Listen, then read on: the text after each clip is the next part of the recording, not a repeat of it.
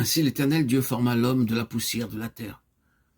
Il fit pénétrer dans ses narines un souffle de vie, et l'homme devint une âme vivante. Genèse 2:7.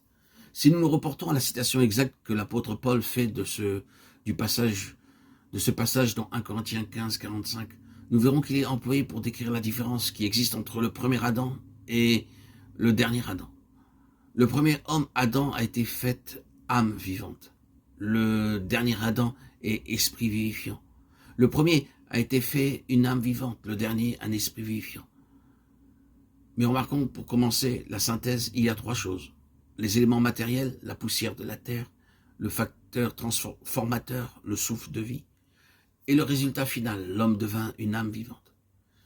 Il n'est pas nécessaire de toucher au premier point, la plupart des hommes acceptent le côté matériel de l'être humain.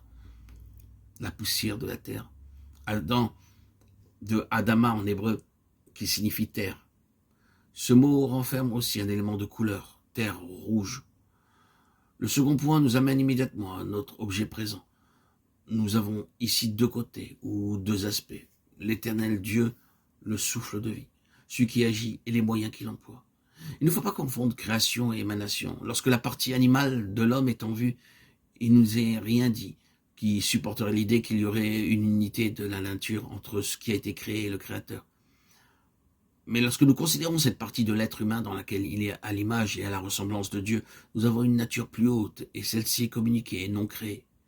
La méthode est différente. L'esprit de l'homme n'est pas un acte de création. Nous avons là plutôt la nature de la procréation, de l'engendrement. Ce souffle de vie n'est pas l'âme de l'homme, c'est son esprit.